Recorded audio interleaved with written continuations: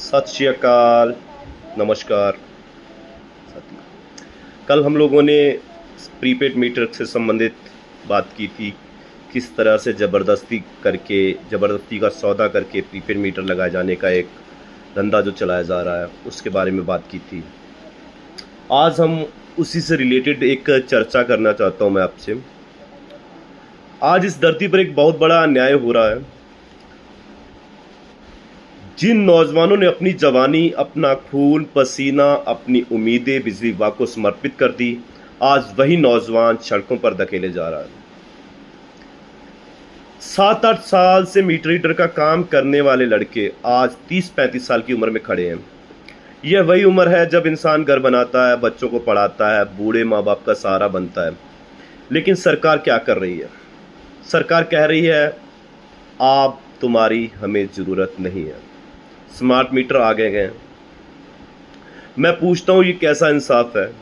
क्या यह नौजवान अपनी जवानी सिर्फ इसलिए खपाते रहे कि आज इन्हें बेरोजगारी की खाई में धकेल दिया जाए? क्या यह सही है कि जब इनकी ज़िंदगी के सबसे ज़रूरी साल विभाग को दे दिए तो अब 35 की उम्र में उनसे कहा जाए कि जाओ मजदूरी करो, ठेला लगाओ, ईंट गारा बनाओ, जहाँ पकौड़े बेचो? यह बेरहमी है, यह धोखा है, यह विश्वासघात है। लगभग आज 7,000 मीटरों रीडरों का गला घोटा जा रहा है, उनके साथ में सुपरवाइज़र का गला घोटा जा रहा है। लेकिन आज क्या हो रहा है? लेकिन यह कल आग हर कर्मचारी तक पहुंच जाएगी। आज मीटर रीडर बेरोजगार होगा, कल जेई, परसों एसएसओ, उसके बाद में एसडीओ बेरोजगार होगा। यह सिर्फ मीटर रीडरों की लड़ाई नहीं है, यह हर इंसान की लड़ाई है जो नौकरी करके अपने परिवार को संभाल रहा है। सोचो भाइयों, इन घरों के बच्चों की फीस कैसे भरी जाएगी? आगे चल के कैसे भरी जाएगी? बूढ़ी माँ बाप की दवा कैसे खरीदेगी? किराए का मकान कैसे चलेगा? घर का चूल्हा कैसे जलेगा? यह सरकार सिर्फ मशीनों पर भरोसा कर रही है, इंसानों को फेंक रही है।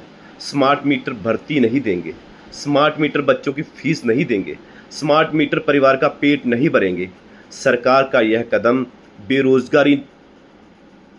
बेरोजगार कर देगा। यह कदम युवाओं के भविष्य की हत्या कर देगा। लगभग 7,000 से 8,000 घर उजड़ेंगे, लाखों जिंदगियां तबाह होगी। और जो लोग सोच रहे हैं यह सिर्फ मीटर रीडरों की बारी है, हमें क्या है, सुन लो, आज उनकी बारी है, कल तुम्हारी बारी आएगी। जो आज हंस रहे हैं कल अपने बच्चों को भविष्य पर रोएंगे।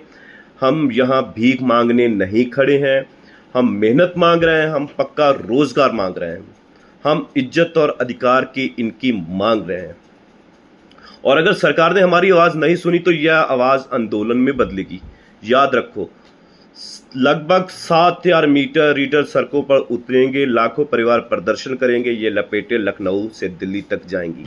सरकार सुन ले, नौकरी छीनेगी तो गद्दी भी छीन लेंगे। यह जनता की ताकत है, यह मेहनत कश का युवाओं का गुस्सा है, इसे मजाक मत समझो। भाइयों और बहनों, अब चुप रहने का समय खत्म हो चुका है। अब तो हक मिलेगा या फिर संघर्ष होगा।